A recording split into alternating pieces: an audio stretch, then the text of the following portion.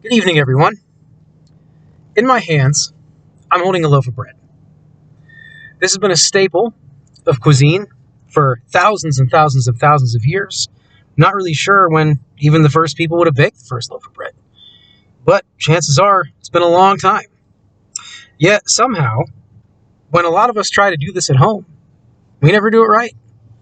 Something's always missing. We might get the recipes right, the temperatures right, the times, but something's missing. Is it our fault?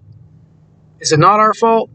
Is there something we can't control that makes anybody understand why we can't get the result that we see at restaurants?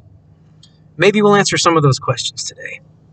So usually, when people bake bread, if you read any number of sources, including Butter with a Side of Bread magazine, anything from thefoodnetwork.com, what you see is that most of the recipes are simple. People don't usually screw up times, temperatures, simple ingredient lists. That's usually not what's going on. Everybody knows their recipes, everybody can read, everybody can follow how many tablespoons of something to use, whether to use salt or sugar. It's pretty hard to screw something easy up that all these sources say is in fact really easy. So what is the major issue? Why can't people ever get this when they do it at home? Why is there something always off? Well, maybe the answer happens to be with a piece of technology. And in fact, that is the case most of the time. Bakeries, restaurants, any commercial setting, they don't just have an oven.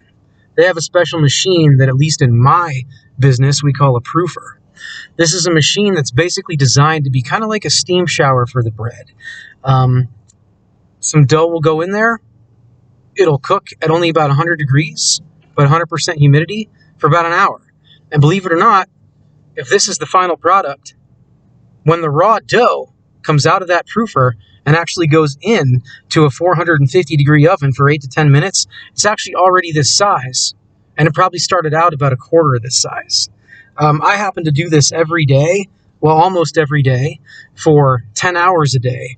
I happen to bake about 120 to 150 feet of bread 4 days a week, every week. And I can promise you that that is exactly what happens.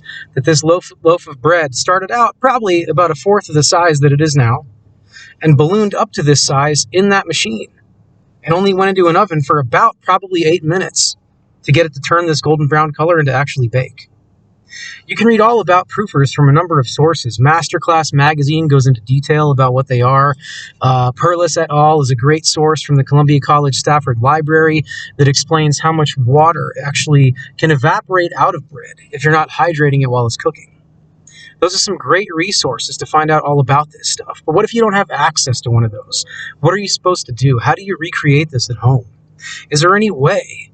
Since cooking and baking are such amazing activities that bring families together, that bring families into the center of the home, is there any way to recreate this and do it right and make the activity that much more worthwhile? How do you get this from the comfort of your own home? Well, I will put forth a couple unique ways that everybody might not think are appropriate, but hey, it's just my opinion.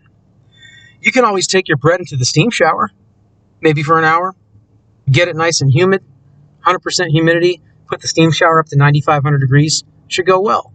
Or you could take your oven, and for the 45 minutes to 1 hour that the bread is in there proofing, you could keep it down low, like 110 degrees maybe, and just spray it with a sprayer.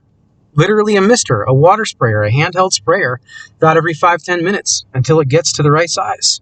And then all you have to do is bake it, just like normal. Your finished product will be amazing. It'll look like this. It'll be what you see when you go to restaurants. It won't be different. It won't be less quality. And everybody in the family will be very happy, very proud of what they did.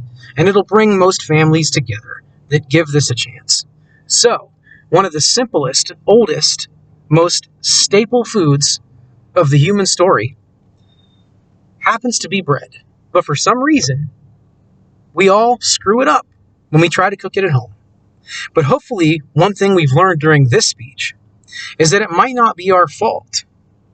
So, the yeast we could do is maybe just take that as a compliment to ourselves and make sure that we know that it's just a piece of a machinery that's preventing us from getting this final product.